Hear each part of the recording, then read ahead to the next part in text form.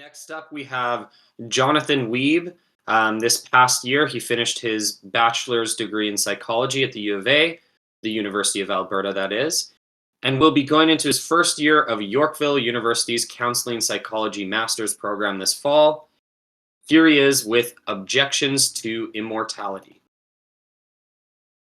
Hey, um, as was just introduced, my presentation will be on objections to immortality. Now, despite the name, it isn't actually explicitly meant to counter a lot of the work done by essentially the rest of my group in the book, more so just to look at some of the potential downsides and what people have thought over time about the topic. So the research for this topic largely began with the exploration of the idea that, what if immortality isn't all that it's cracked up to be? Maybe as it's quite often depicted, it could actually maybe be more a curse than a blessing.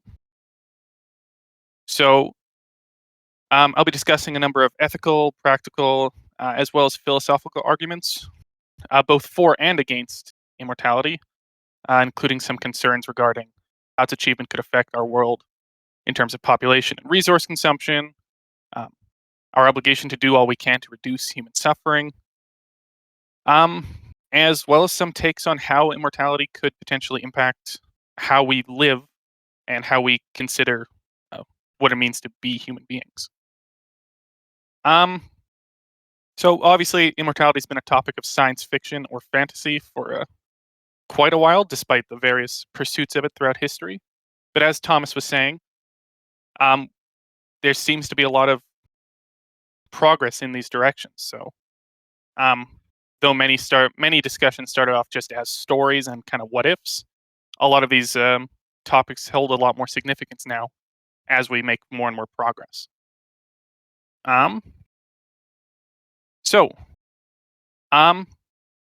Despite the fact that immortality was quite earnestly pursued at various points throughout human history, a lot of the discussion about the topic still kind of stems from stories and myths up until more recent. More recently, as I just mentioned, the topic of immortality has a bit more weight to it, especially when you start to look at the ethical side of it and how we could actually make it work and what it would be like in the modern day if we somehow achieved it.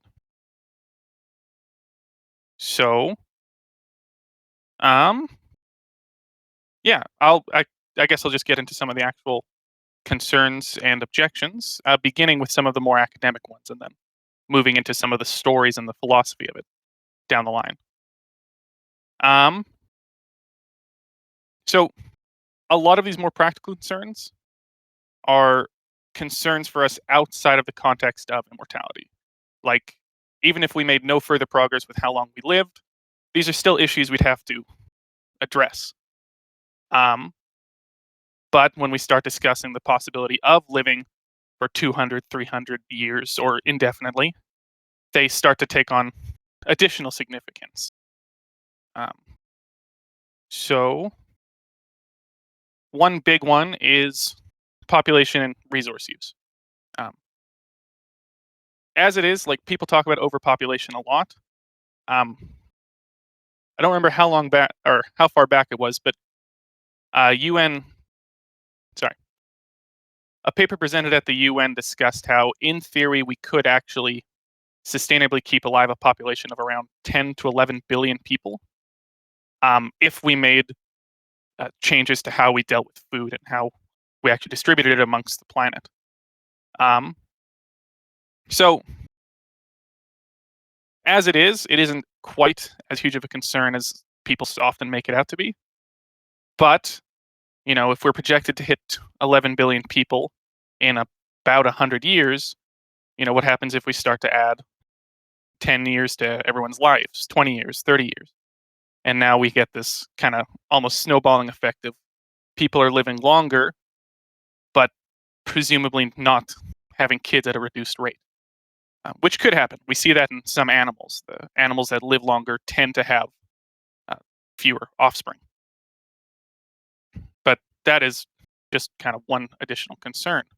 Another is resource use. Kind of an upsetting little finding is One study at MIT found that recent improvements in efficiency in the use of some resources actually led to an increase in the consumption rate in over 90% of the resources examined, as though they were able to get more of it easier. Because there was more of it around, demand went up as it became cheaper. So we actually started to use more of the resources as we got more efficient with them. So another is that there is a concern that should we achieve immortality, or the 300-year lifespan is kind of a good alternative to talk about than explicitly immortality. If we start to achieve those lengths of lifespan, it's argued by some that will actually exacerbate current issues that we're facing, especially in the case where it's possible a lot of these advancements may not end up being equally distributed. So if we currently have issues of oppression and discrimination, and then with a lot of that being societal and coming from the structures in place, everyone starts to live longer, we could see that not actually everyone is getting to live longer, and now sources of some of these problems are sticking around for significantly longer.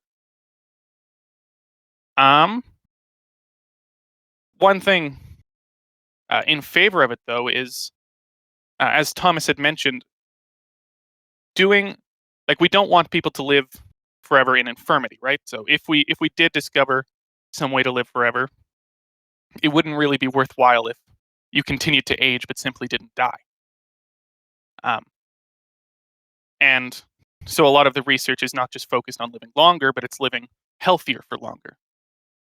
And because of this, there's an argument to be made that we have an obligation to reduce human suffering. So by pursuing these technologies and these medicines, we are treating things like cancer and dementia and heart disease, and we're letting people live longer with fewer of these diseases. And there's one quote from bioethicist John Harris, where it's one thing to ask, should we make people immortal, and answer in the negative. But it's quite another thing to ask whether we should make people immune to heart disease, cancer, dementia, and many other diseases, and then decide that we shouldn't.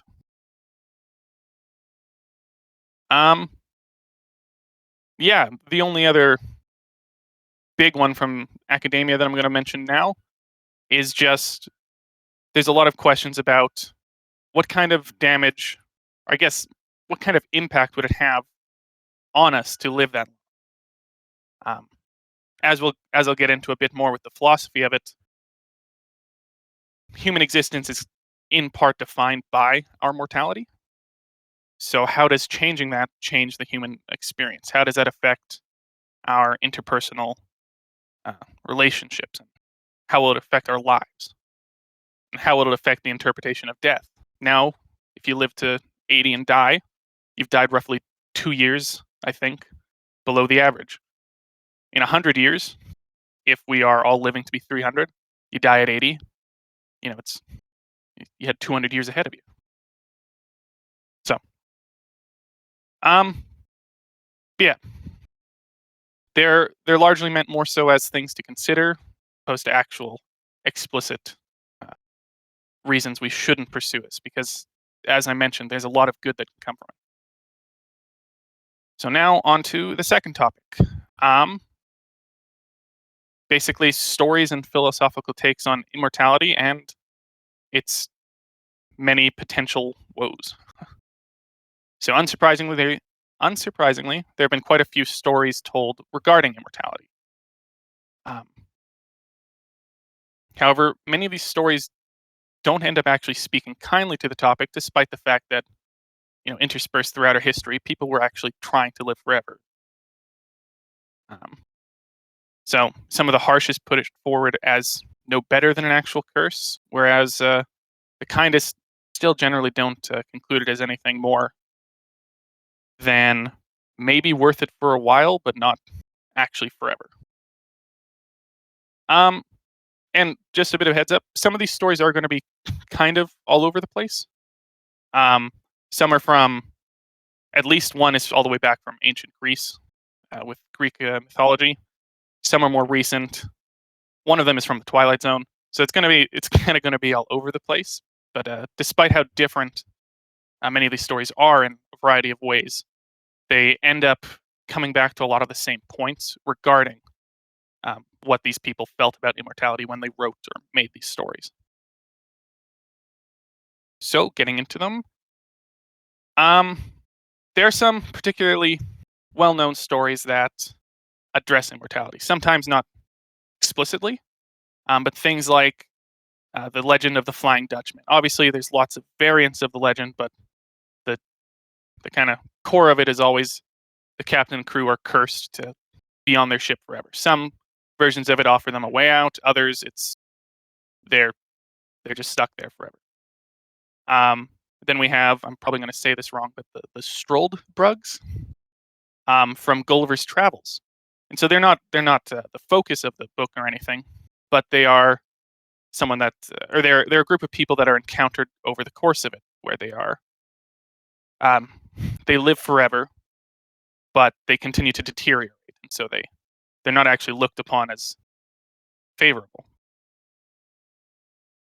And that kind of idea, living forever but continuing to deteriorate, actually, the first mention of it kind of comes back all the way from ancient Greece with the myth of Tithonus, where he gets swooped up by a goddess who fancies him.